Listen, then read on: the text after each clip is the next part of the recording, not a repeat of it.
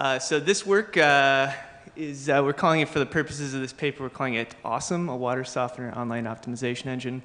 And I believe the actual title of the paper was Water or Slime. So if you're looking for it in the proceedings, that's what it's called. So this is actually work with my co-authors Anand Sridhar, Zach LaValle, and my advisor, Professor Simon Banerjee. So as you probably guessed, this is we're talking about water softeners here, and so I'll go into a little bit about why you should care about that. But basically, the reason that we're interested in it is because they protect like expensive building equipment from being calcified. And so so in that role, they've really been traditionally dumb systems. And so what that means is basically that they're usually not connected to building automation systems, and they also really don't have any feedback control mechanisms. And so that can be a problem because it can endanger the building equipment.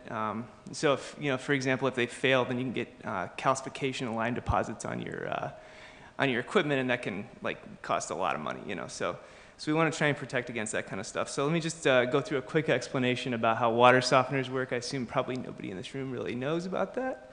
So we'll just talk about it. Basically, we have incoming hard water from the city. Hard water is basically like calcium-containing water, and that's the kind of stuff that can, when you heat it up, it can make deposits on your, on your sink and stuff like that. So basically, inside this water softener, it's a huge tank, and there's this resin, which is these little tiny plastic beads.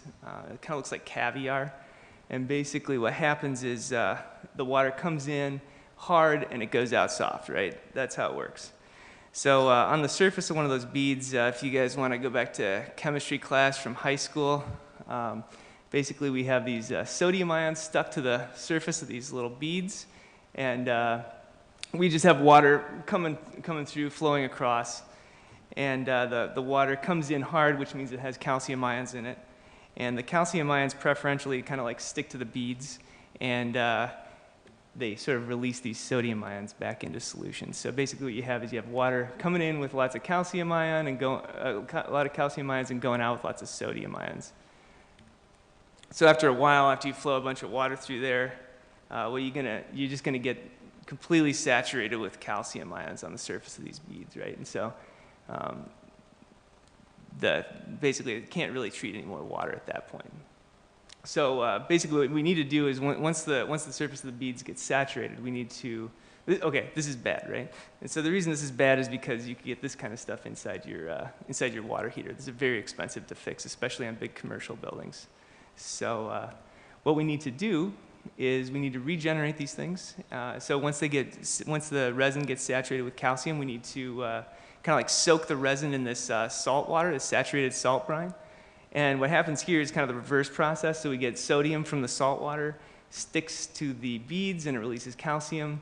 And eventually, we're back to sort of ready to treat water again. So this is good.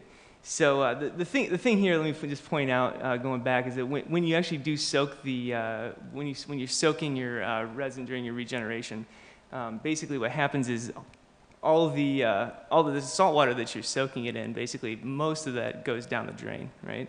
And so that's going into our lakes and streams. And so it's really bad for wildlife, and it's also ending up in our drinking water in a lot of cases.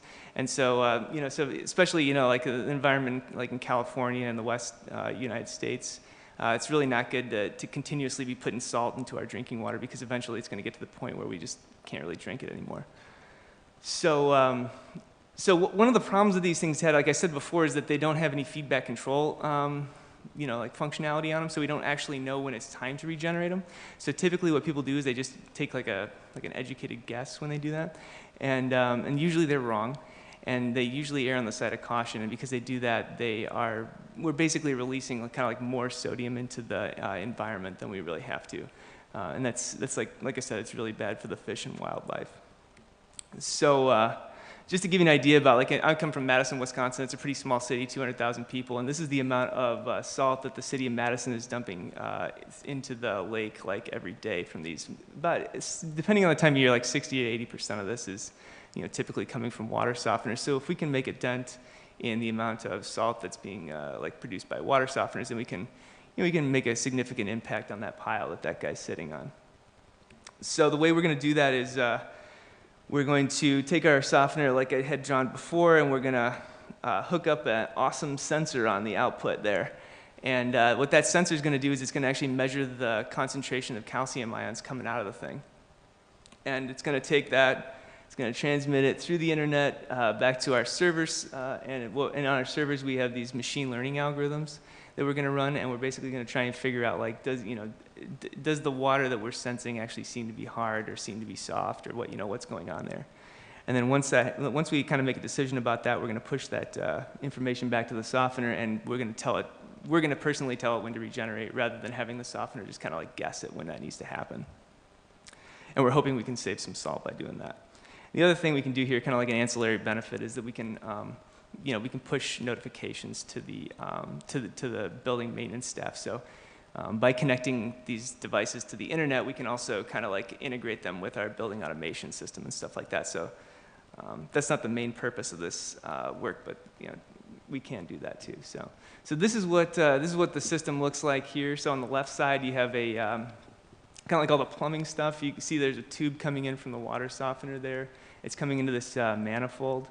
And there's kind of like a black stick sticking out of the box, and that's actually our calcium sensor.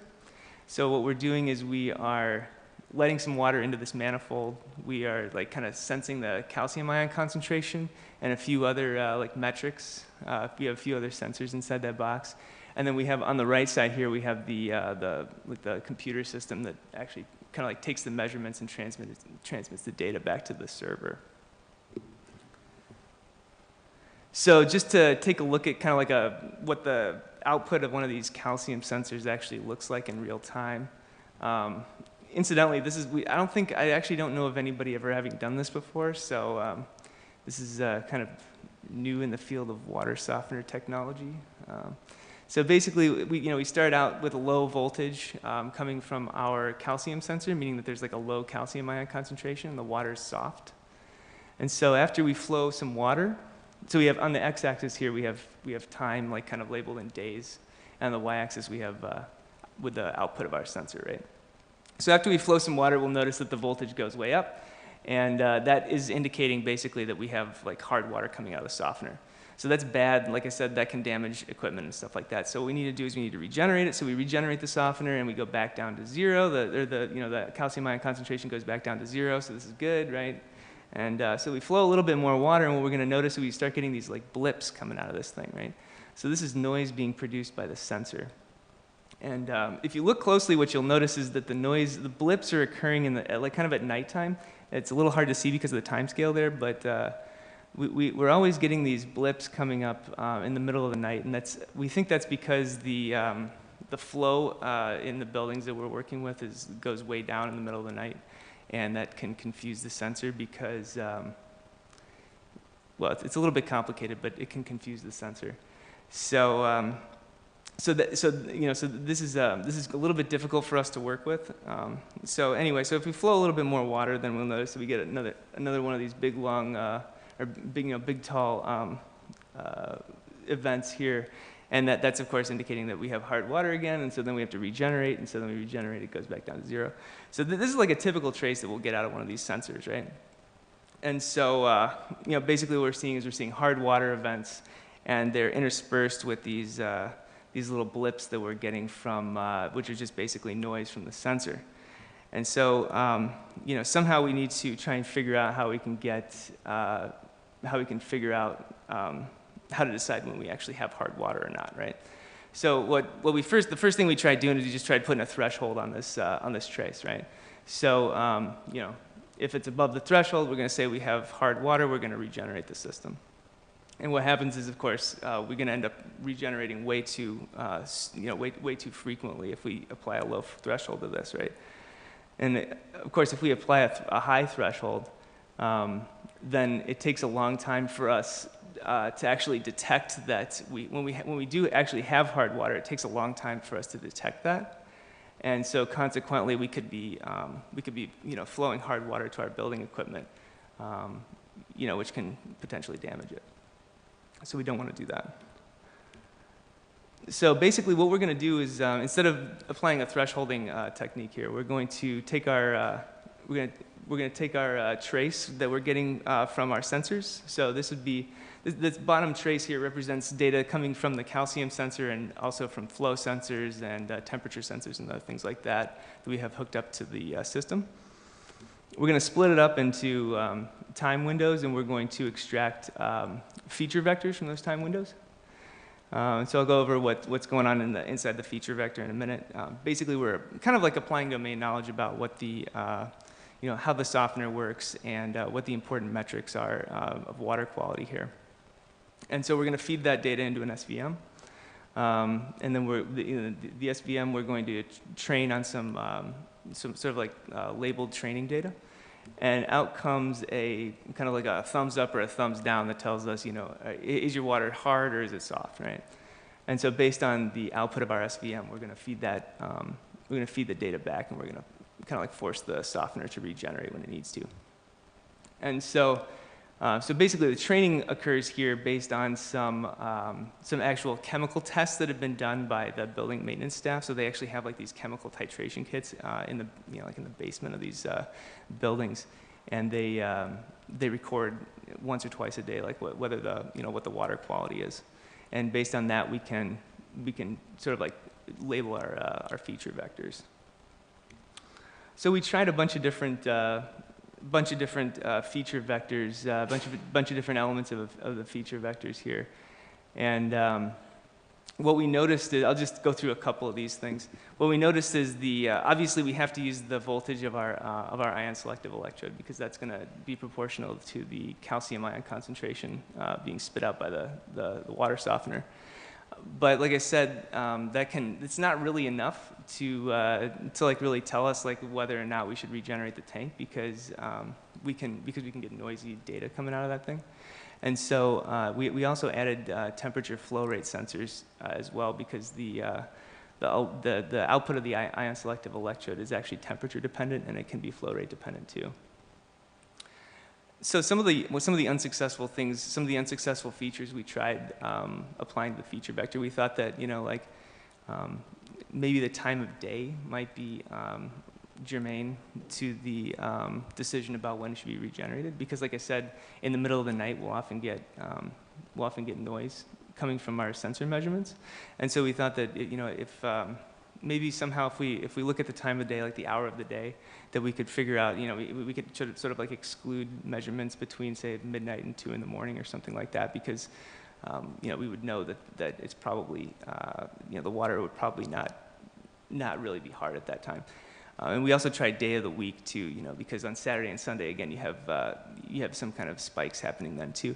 But what we found is that a lot of times, like a lot of the buildings that we were working with here were like dormitories on the UW campus. And so, a lot of times, like over spring break, for example, you'll have, the whole building will be totally unoccupied. And so you'll still get these spikes, but you won't, but you may sort of like misestimate some noise because of that. So, so I won't go through all these the features here that we tried out, but I believe some of that's in the paper. So let me just go through a few results here real quickly. But basically, this is just kind of trying to justify the reason, or the kind of like the reasons that we chose certain features in this feature vector. So you can see each cluster on this bar chart represents a different feature that we're using, and the y-axis here is representing like the value that we got from that feature. And so you can see here, like in the ISE output voltage on the left side there, you see that for soft water, the ISE output voltage is low, but for false spikes, which is like kind of like noise, or for hard water, it's high. So basically, by looking at that, the SVM can tell that if it sees a low output voltage, you're probably looking at a soft water sample. And so there's other, so like for the flow rate here, if you see low flow rate, the second from the right here, then if you see a lower flow rate, you're probably looking at a false spike rather than a soft water or hard water sample. So that's kind of like an intuitive way to interpret like why we chose the features in the feature vector we did. So, so then I'll just take a look at the thresholding example here, and kind of what the false positive rate on the thresholding was. And so basically, you see that when you apply different thresholds here. So each bar in this bar chart is representing a different threshold that we applied. And so you can see if you apply a threshold of 2 grains, then your false positive rate is going to be very high. So kind of like the grains is like a measurement of the concentration of calcium ions, right? And so if you apply a really low threshold, then you're going to get a lot of errors because the output of the calcium sensor will frequently go above that. But if you apply a high threshold, like at 6 grains, you'll get a much lower false positive rate, but it'll also take much longer for the algorithm to detect hard water. So if we compare that to the results that we got from the SVM, we can see that the SVM is almost always doing better than the thresholding. So this is the SVM actually gives us a practical output, whereas the thresholding really doesn't work very well. So I'll just skip this. This is a receiver operating curve. This is in the paper if you want to see it. So this is sort of like shameless self-promotion here. So what you see here is the salt usage in 4 different buildings on the UW campus, like before and after we installed this system. So before we installed the system, all of the water softeners that we studied were using 0.01 pounds of salt per gallon, right? So this is the amount of salt that we're dumping back into the rivers and lakes per gallon of water that we treat. Okay, and so after we installed our system, we got dramatic reductions in the amount of salt per gallon treated. And and depending on the building, different buildings have different water quality coming in from the city. And so, some buildings we got much better reductions for because the water actually wasn't that hard. And so, so I guess we're saving, thousands of dollars per year in these buildings, which is, it's a significant portion of their operating budget. So, pretty happy with that.